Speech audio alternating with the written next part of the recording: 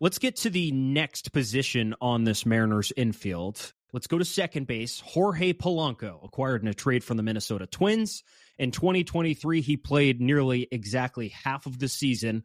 A 255, 335, 454 slash line, 118 WRC plus in 80 games, 1.5 Fangraphs wins above replacement, a walk rate of 10.5%, and a strikeout rate of 25.7%. Is this the best second baseman, Lyle, the Mariners have had since Robinson Cano? It feels like an easy yes.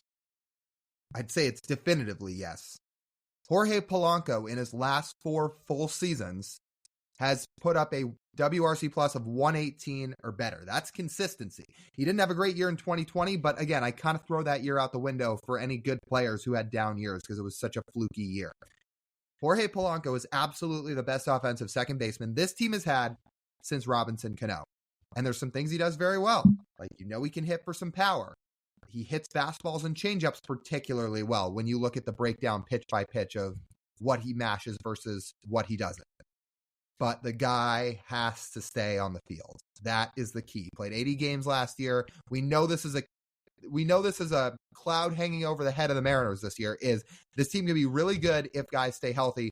Polanco is one of the main factors when you're talking about that topic. He has got to stay on the field. 80 games last year is not enough. The Mariners need him on the field for 130 plus games to do what they intend to do in 2024. So if Jorge Polanco stays healthy, this is going to be one very, very exciting second baseman to watch offensively. On our Wednesday mailbag show, I chose Jorge Polanco as the Mariners' most valuable hitter after Julio. Do you want to know why that is, Lyle? I played a fun exercise when I was prepping for this. I went back and I looked at the last 5 seasons of Mariners' second base production. Cover your ears. If there are children around, I don't think they want to hear these numbers. OPS by year at second base. 2019, 697. 2020, 604. 2021, 653. 2022, 607. 2023, 607 OPS. I mean, my God. Like, Jorge Polanco could have one of the worst hitting seasons of his career, say a 770 OPS, and nuke the Mariners' past production of second base out of the water.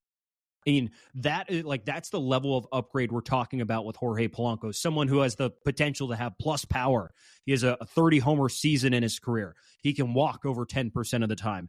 And at his peak, he doesn't strike out that much. I have a feeling his strikeout rate last year was due to the fact he was never fully healthy when he was playing last year. He dealt with hamstring issues. He dealt with knee issues. And, when you're in and out of the lineup, that can mess with your timing and therefore lead you to strike out more, which his 25% strikeout rate was the highest of his career last year. But at his peak, he's like an 18 to 19% strikeout rate guy. So if you can pair that with a 10% walk rate plus power, let's not talk about his defense at second base. I mean, we're talking about the Mariners' middle of the order bat at second base. Right behind Julio, or behind Garver, or behind Cal, or wherever they decide to put Jorge Polanco. That's the kind of guy you're putting there, and that's the kind of guy I'm excited to watch this guy this year. I am through the moon to watch Jorge Polanco. This is the guy who hit 30-plus home runs just a couple seasons ago. Like, this guy has real power, and he hit in Minnesota. Minnesota's not a hitter's park, so the guy can hit anywhere, and if he's just healthy, you're talking about such a boost at second base for the Mariners. Like, the 2 former Twins they acquired, Mitch Garver, who I guess was from the Rangers because he hit free agency after playing for the Rangers, but he was a Twin. Mitch Garver, Jorge Polanco, those guys hit.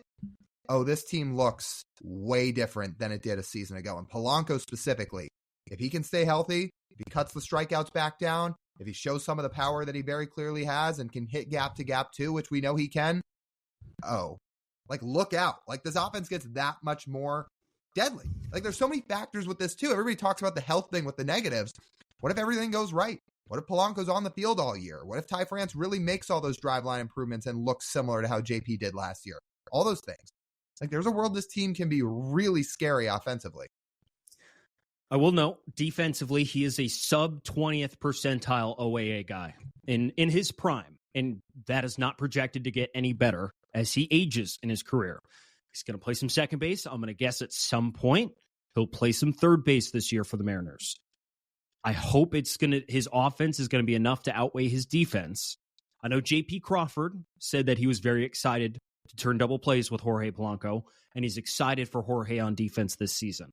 I would like to see it with my eyes that the numbers aren't as bad as they seem. I hope. Because, again, as we highlighted in Ty's preview, getting a little nervous about this infield defense. Look, there's trade-offs. When you need bats as badly as the Mariners do, it's hard to find guys that are that good on both sides of the ball. So Polanco's a great hitter, but his defense is a little lackluster. Like, he does not grade out well at second base. You just outlined it. Now, maybe Perry Hill can help him out. Maybe they can shore some things up, and he's at least a step better than he was last year. But on the flip side of that, he was much better, at least arm-wise, than Colton Wong was. Like, Colton Wong didn't have much of an arm over at second base, which I didn't think would really matter for playing the position. But then seeing when you really grade out that poorly with your arm strength, it can play a factor. Polanco's not that. Now, he may not have great range, but he can turn double plays that need to be turned. So that is a plus. It's a start. It is a start. Polo's going to be, he's going to be fun. He's going to be a blast to watch. Yeah, I cannot wait.